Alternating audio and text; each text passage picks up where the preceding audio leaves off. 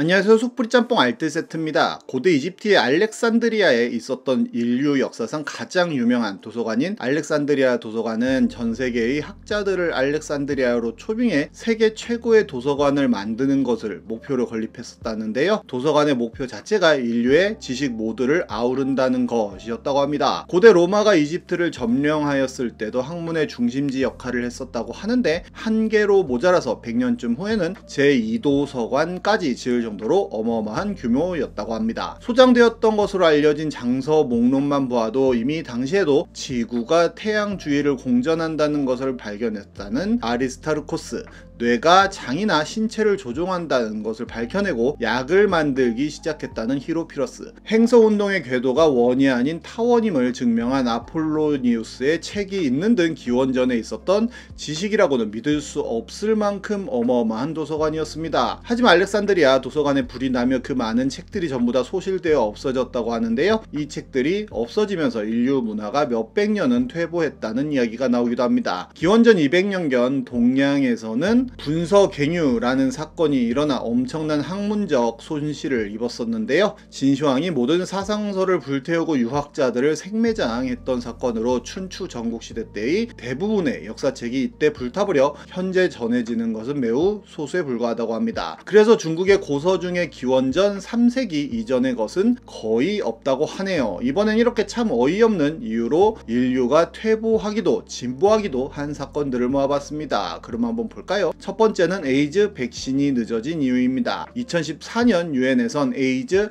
확산 통제가 가능하다는 사실을 밝혀냅니다. 활발한 연구를 토대로 20년 안에 에이즈 완전 통제라는 야심찬 꿈까지 가지고 있었는데 그 중심에는 국제 에이즈 학회 회장인 윕 랑어가 있었는데요. 그는 학회 소속 에이즈 연구원 6명과 세계보건기구 홍보 책임자 등과 함께 국제 에이즈 컨퍼런스에 참석하기 위해 말레이시아 항공 17편에 탑승을 했는데 러시아 국경 근처 우크라이나 동부에서 그 비행기가 격추되었고 그 비행기에 타고 있던 세계 에이즈 전문가들이 전부 사망하는 비극적인 사건이 벌어집니다. 그 범인은 도네츠크 반군으로 이렇게 추락 지점을 찾아 셀카까지 찍어 올리기도 했었는데요. 국제 에이즈 학회는 이 사건으로 큰 타격을 입었고 관련 에이즈 연구가 최소 수년은 퇴보했다는 이야기가 나오기도 했는데 정말로 이 사건이 아니었더라면 지금쯤 에이즈 백신이 상용화 되었을 수도 있을 것 같네요. 다음은 문화 대혁명입니다. 이는 분서갱유와 비슷한 사건이기도 한데요. 1966년부터 1976년까지 10여 년간 일어난 중국 역사에서 엄청나게 중요한 사건이기도 합니다. 당시 중국의 주석이던 마오쩌둥의 지시 아래 옛것은 모조리 숙청하자, 문화, 교육, 정치, 가족 등 모든 것을 이라는 표로 모든 중국인들이 동참했던 사건인데요. 정말로 당시 자료 영상이나 사진들을 보면 귀한 문화재들을 말 그대로 싸그리 부숴버리거나 불태워버리는 장면들이 나오는데 물론 예수상같이 해외에서 영향을 받은 문화재 등도 그런 물건 중에 있었지만 파괴된 거의 모든 물건과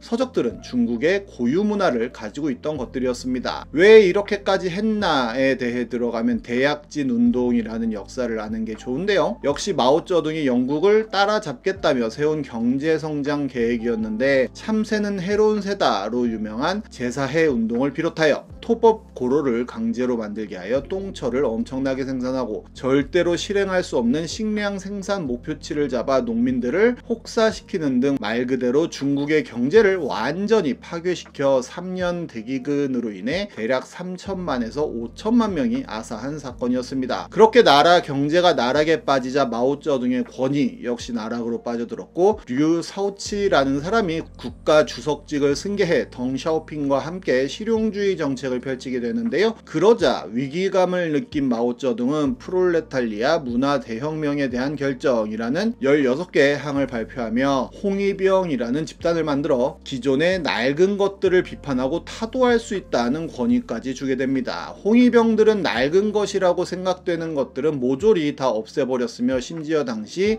지식인이라는 사람들까지도 전부 다 숙청하는 등 정말로 조금이라도 옛것이라고 생각되는 것들은 모두 다 없애버리는 능지를 보여줬었는데요. 얼마 전에 전에 공개된 드라마인 삼체 초반부에서 이 문화 대혁명이 얼마나 멍청한 짓이었는지가 나오기도 하는데, 세계적으로 존경받는 인물인 공자의 묘도 파회하고 관우의 묘까지 훼손하는 등 말 그대로 수천 년의 문화재가 싸그리 없어지게 만든 인류사적으로도 비극인 사건이었습니다. 이 10여 년 동안 중국에서 반동분자라는 이름으로 학살된 사람들만 약 2천만 명이라고 하니 정말 안타까운 일인데요. 소림사 역시도 사실 이때 전통이 끊어져서 지금의 소림사가 되었다고 하며, 만한전석이라고 하는 중국 궁중 요리들의 순서 역시 사라져서 더 이상 재현할 수도 없다고 합니다. 그 외에도 너무나도 많은 중국의 훌륭했던 역사적 유물들이 싸그리 소실되어 지금은 오히려 대만이 옛 유물들을 더 많이 가지고 있는 상황이 되어버리기도 합니다. 여담으로 제사해 운동은 대규모 유해조수 박멸 운동으로 참새, 쥐, 모기, 파리를 사대악으로 지정하고 전부 다 없애버린 사건인데요. 이렇게 잡은 참새를 달구지에 매달고 거리에서 축제를 벌일 정도였는데, 참새가 없어지면서 참새가 잡아먹는 벌레들이 들끓고 곡식이 대규모로 괴사하면서 아무것도 먹지 못해 약 4천만 명의 사상자를 일으킨 사건입니다.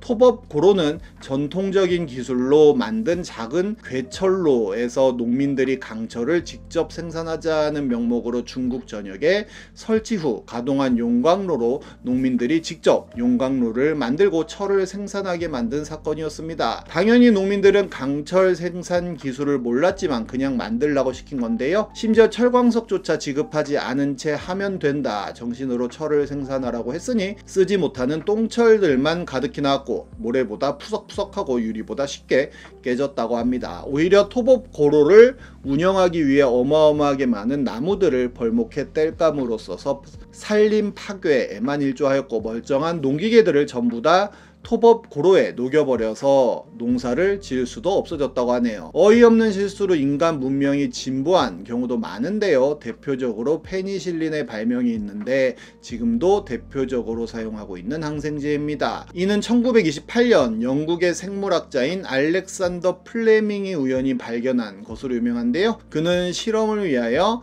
샬레에 포도 상구균을 배양하고 휴가를 다녀왔는데, 샬레의 뚜껑을 제대로 닫지 않은 채 휴가를 다녀왔고, 다시 연구실에 돌아와 보니 뜬금없이 어디선가 날아온 괴상한 곰팡이가 포도 상구균을 전부 먹어치워 버렸다고 합니다. 플레밍은 원래 하던 포도 상구균 실험은 실패했지만 실패한 표본도 바로 처리하지 않고 다시 들여다보는 버릇이 있었기에 샬레를 폐기 처분하는 대신에 포도 상구균을 먹어버린 그 곰팡이의 성질을 연구하게 되는데요. 그 곰팡이가 바로 푸른 곰팡이로 페니실린의 원료라고 합니다. 그렇게 만들어진 페니실린은 제2차 세계대전 때 수많은 생명을 구해냈고, 페니실린이 없었다면 현대의학은 지금보다 몇 세대는 뒤처졌을 것이라는 의견도 많습니다. 페니실린 이후로 비슷한 개념으로 수많은 항생제가 우후죽순 생겨나면서 페니실린 덕분에 질병과의 싸움에서 굉장히 큰 혁신과 진보를 이루어내게 된 것이라고 하네요.